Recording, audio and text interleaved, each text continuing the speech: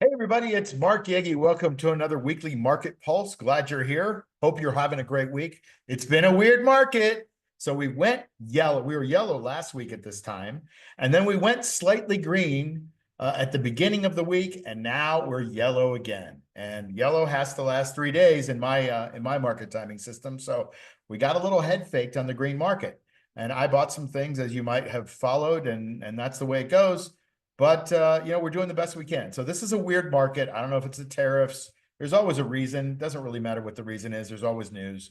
But the bottom line is you've got to protect your account when these things go the wrong way, and that's what we're trying to do.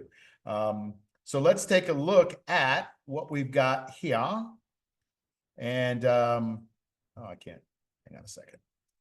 All right, we're going to share this screen, and you will enjoy it. All right.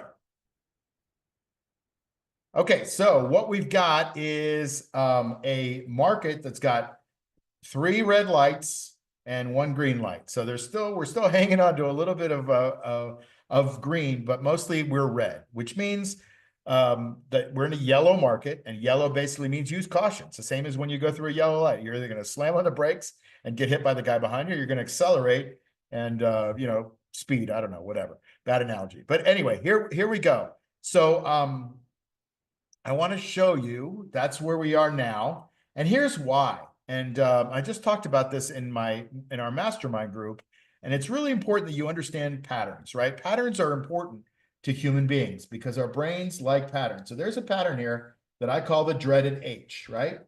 And that dreaded H is going down to that 17,238, and it's going to test it right there. When it tests it, it's either going to bounce up or it's going to go down. This is a big spot. Right now, it looks like it wants to go tag that 17,238. If it tags that, and it does it on decent volume, here is where I think we're going, okay? We're going to this 15,708. Why? Because we've gone from this 20,110 down to 17. That's roughly a little bit more than 10% correction. We had a little Fibonacci bounce here, and now if we extend that down about the same length, we're right about this spot. That is in play. That swing point is in play. Now, that's a pretty powerful swing point where we had a hammer candle, we bounced back up. But that is what's going on with this market is we've got a dreaded H pattern, and you better pay attention to it because these dreaded H patterns turn into bad patterns in bear markets, right? So that's the NASDAQ. All right, you got that? Now, let's go to the next one. The S&P 500. It's below the 200-day moving average, just like the NASDAQ is. It's forming a dreaded H, just like it is. This 50-day moving average is headed down to the 200-day moving average, just like the other one is. So these two markets are congruent, right? Okay, Dow Jones looks about the same, doesn't it? It's down through the 50, down through the 200. Try to make a case to stay above the 200. Couldn't do it today. And now it's headed down to this 4661. Will it go down to the 38,499? I don't know. But if I'm looking at pattern recognition, the way I've been trained to and I've got experience doing, that dreaded H is in play. Be careful. The last one is the New York Stock Exchange Composite Index.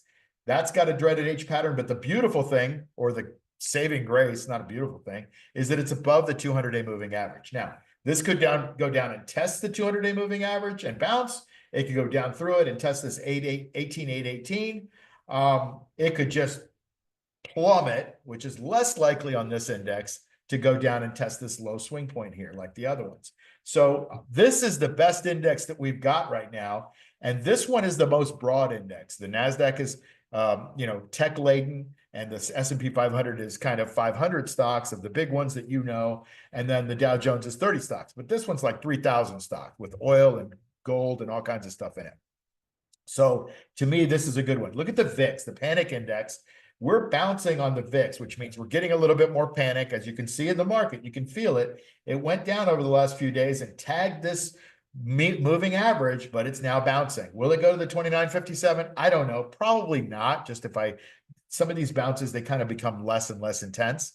But heck, I don't know. We got some announcement coming on April 2nd. And, these markets have volatility right now because the economy seems to be teetering a little bit more than maybe it was before. And maybe it's the tariffs, and maybe it's that we're laying people off in Washington, and are they going to be able to get other jobs? Or maybe the economy is just crappy.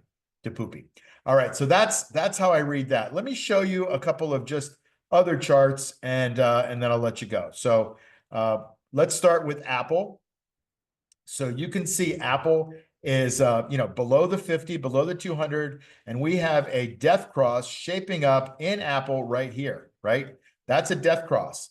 And so it's not able to get back up above the 200-day moving average. So we've got a little bit of trouble with Apple. It's not that bad compared to some of the other ones that I'm about to show you, but it's not good, right?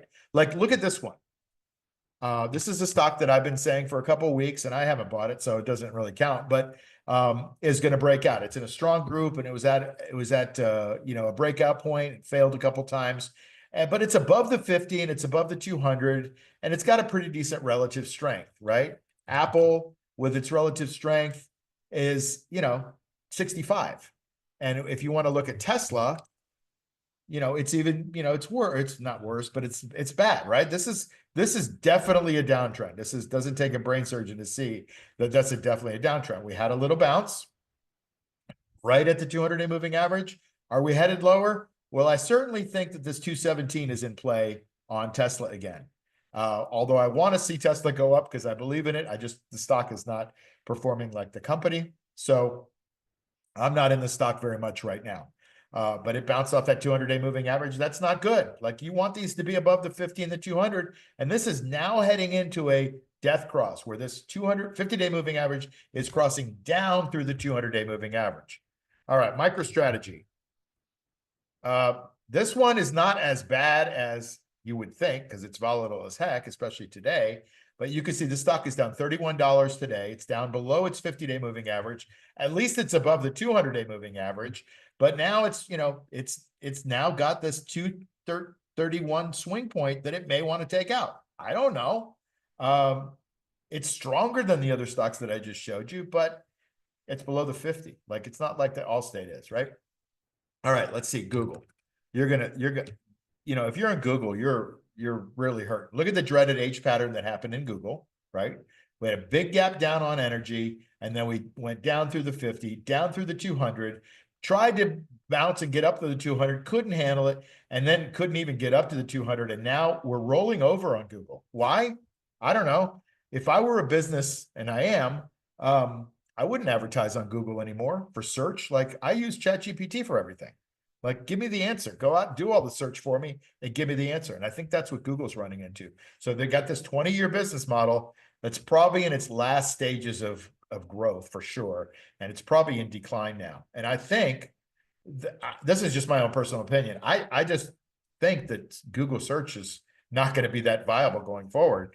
But we'll see. Google's been able to figure out a lot of stuff. Have they become too bureaucratic? We'll see. So that's Google. Meta. Let's take a look at this one. This one has been fairly strong. At least it's above the 200-day moving average. It's moving down back to test it, but it's doing it on light volume. So it's not too bad, but it is below the 50, and its relative strength is falling right now. So we got Google. How about Microsoft? Another one. Like, I wouldn't touch this right now. Little sideways dreaded H pattern, gap down on some volume there. There's not a lot of positive. Relative strength rating of 28. Not good. Palantir. People like Palantir. So I'll do a little Palantir. Palantir gapped up, came back in here and filled the gap. And now it's at least trying to hold its 50-day moving average, but it's having a little bit of trouble. Fortunately, it's not down on too much volume today. So Palantir, looks like it may consolidate somewhere in this range. I know that's kind of hedged both sides, but right now, it looks to me like it's trying to bounce off that 50-day moving average. If you get a volume bar below, the 50-day moving average on volume, that's when you start to look to sell Palantir. So let's leave it at that, shall we? Interesting week. Be careful out there. There's a yellow market, which means caution. Try not to lose money in these markets if you can, so that you can have money to be able to go and make money in the future. All right.